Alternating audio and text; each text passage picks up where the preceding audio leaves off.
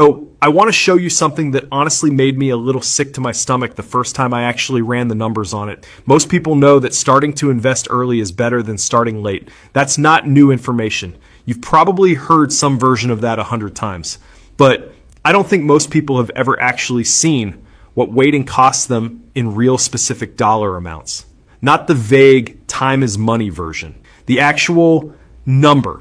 The actual dollar figure that represents what every year of waiting takes out of your financial future permanently. Because when you see it as a vague concept, it's easy to nod along and still put it off. When you see it as a specific number, when you realize that waiting one more year costs you not $10,000, but potentially $150,000 or $200,000 or more, depending on where you are in your life, it stops being abstract. And things that aren't abstract are a lot harder to ignore. So that's what this video is. We're going to calculate exactly what waiting costs, year by year, at different ages, with different amounts. And by the end of it, you're going to have a very specific, very real understanding of what every month you put this off is actually taking from you. Let's do it. Okay, before we get into the specific numbers, I want to make sure the underlying concept is really clear, because I think a lot of people have a fuzzy understanding of it that doesn't fully capture how dramatic the effect actually is. When you invest money, the return in year one is straightforward. You put in $10,000, it earns 10%, you have $11,000. Simple. But in year two, you're not earning 10% on your original $10,000. You're earning 10% on $11,000. So you end up with $12,100. And in year three, you're earning 10% on $12,100. So you end up with $13,310. And this keeps compounding. The growth builds on the previous growth. The interest earns interest. And over long time periods, this creates an exponential curve rather than a straight line. Here's the important thing about that curve. The early years are the flat part. The later years are the steep part.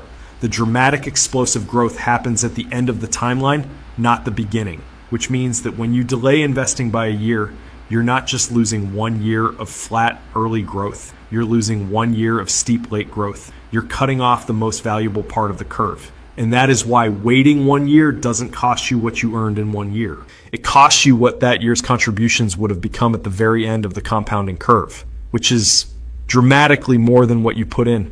Let's start here, because I think this is the most important one for a lot of people watching this. You're 25 years old. You're thinking about starting to invest. You decide to wait 1 year, just 1 year. You'll start at 26 instead. You were planning to invest $400 a month, and over that 1 year, you'd have put in $4,800. So you delayed $4,800 in contributions by 1 year. That seems pretty manageable, right? What's $4,800 really going to matter in the grand scheme of things? Here's what it actually costs you. That $4,800 invested at 25 instead of 26 has 35 years to compound before you hit 60. At 10% annual returns, that $4,800 grows to roughly $134,000 by the time you're 60. You delayed $4,800 for 1 year and it cost you $134,000. Let that sit for a second. 1 year of waiting, 1 year of putting it off, 1 year of there's plenty of time, I'll start soon. $134,000 gone permanently. No way to get it back. You cannot work harder in your 50s to make up for compounding you didn't do in your 20s. Time is the ingredient. And once it's gone, it's gone. Okay, so maybe you're 30. You missed the early 20s window. That ship has sailed. But you're thinking about starting now versus waiting another year. Same $400 a month. Waiting 1 year costs you $4,800 in contributions. At 30, you have 30 years until you're 60 instead of 35. The compounding period is shorter.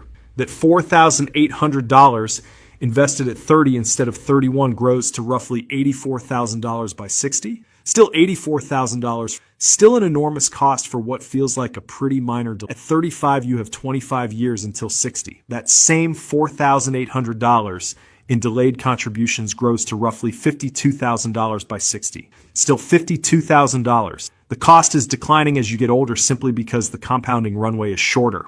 But $52,000 is still a significant amount of money to lose to 1 year of putting it off. At 40, you have 20 years until 60. that $4,800 grows to roughly $32,000 by 60, $32,000 for 1 year of waiting. Okay, so those numbers were based on $400 a month. But I want to show you how this scales, because if you're investing more, the cost of waiting is proportionally higher. At $200 a month, the cost of waiting 1 year at 25 is roughly $67,000. At $400 a month, roughly $134,000 as we calculated. At $600 a month, and roughly $200,000. At $1,000 a month, roughly $335,000. Every extra $100 a month you're planning to invest multiplies the cost of waiting proportionally. And at higher contribution levels, the numbers become genuinely staggering. If you're in a position where you could be investing $1,000 a month and you're waiting another year to start, you're not delaying $12,000 in contributions. You're delaying $335,000 in eventual wealth. That's what waiting actually costs. Okay, so 1 year is pretty dramatic. But I want to show you what a 5-year delay looks like, because this is much more common. 5 years is nothing in terms of how life moves. You graduate college, you spend a couple years figuring things out, you get a real job, you deal with some debt, you move a few times, you blink, and it's been 5 years and the investing still hasn't started.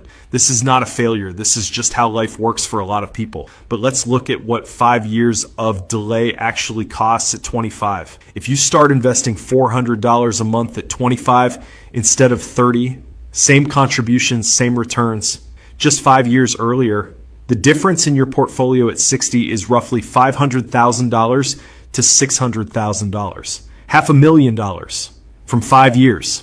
And this isn't because you contributed dramatically more. 5 years of $400 a month is $24,000 in additional contributions. $24,000 of extra contributions created $500,000 of extra wealth. The other $476,000 came from time, from compounding, from those early contributions having a longer runway to work. That is what 5 years costs.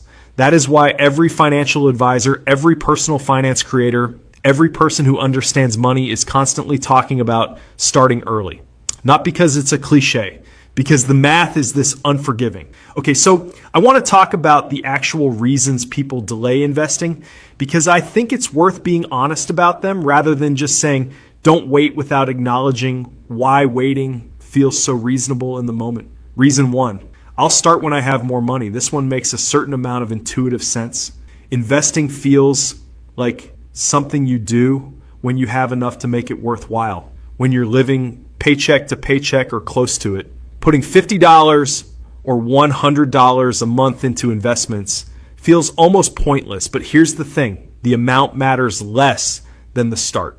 $100 a month invested at 25 is worth dramatically more than $500 a month invested at 35. The habit of starting matters more than the size of the starting amount.